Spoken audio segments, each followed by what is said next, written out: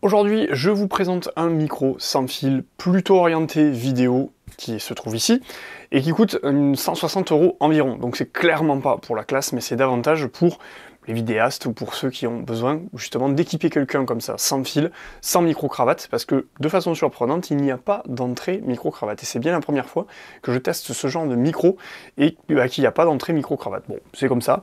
Néanmoins, c'est Boya, une marque avec laquelle je bosse pas habituellement, c'est un peu nouveau. On commence en détaillant un petit peu le kit avec lequel est livré ce micro. On a une petite pochette, ce que je trouve bien, c'est pas toujours le cas, mais de plus en plus quand même. On a plutôt des boîtes rigides en fait habituellement. On a bien sûr tous les câbles qui vont permettre de charger le récepteur et le transmetteur. On a une petite bonnette à mettre sur ce micro là, justement si on enregistre en intérieur, pour éviter eh bien d'avoir des bruits de vent.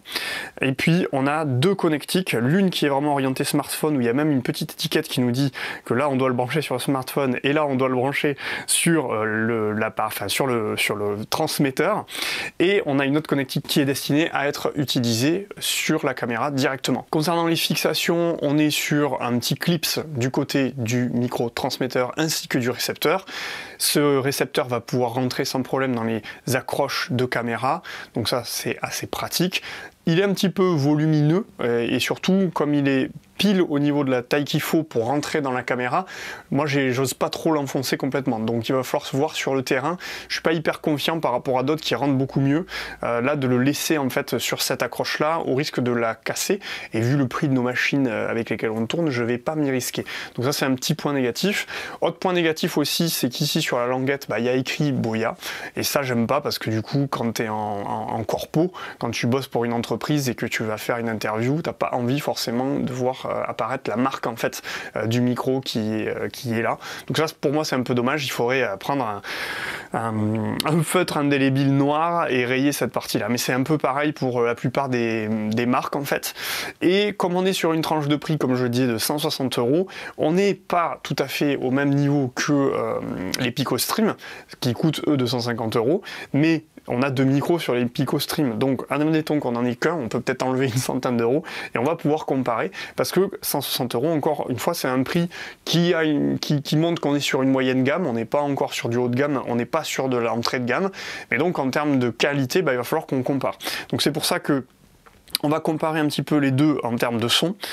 Donc ici, depuis le début, en fait, vous entendez le micro Boya, et on va comparer avec un Picomic, donc que je vais positionner à peu près au même endroit. Ok, donc c'est parti. Ici, vous entendez le Boya sans traitement, directement le micro qui est ici, et à partir de maintenant, vous entendez le Picomic. Donc on compare ici la qualité du son, les différences entre les deux micros en fait.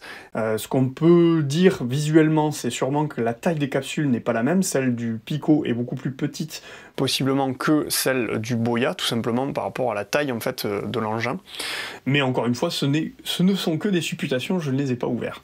Voilà, donc là j'alterne entre les deux, comme ça vous donne une idée un peu du son qu'il peut y avoir entre les deux, sur finalement une gamme quasiment comparable à quelque chose près, parce qu'il y a aussi une version du Boya que je vous présente ici qui est avec deux transmetteurs et donc qui s'approche sensiblement du prix du PicoStream. Je précise que pour utiliser ce micro Boya avec un smartphone de type iPhone, il faudra avoir l'adaptateur donc audio vers Lightning qui n'est pas fourni avec le kit, donc ça c'est à considérer et à acheter en séparé. Ce que je trouve intéressant avec cette petite housse par rapport aux boîtes qui peuvent être habituellement livrées avec ce genre de micro, c'est tout simplement qu'elle est plus petite. Alors certes, elle va peut-être moins bien protéger le matériel, mais elle va plus facilement se glisser dans une poche de sac photo, et ça c'est toujours pratique parce qu'on manque souvent de place.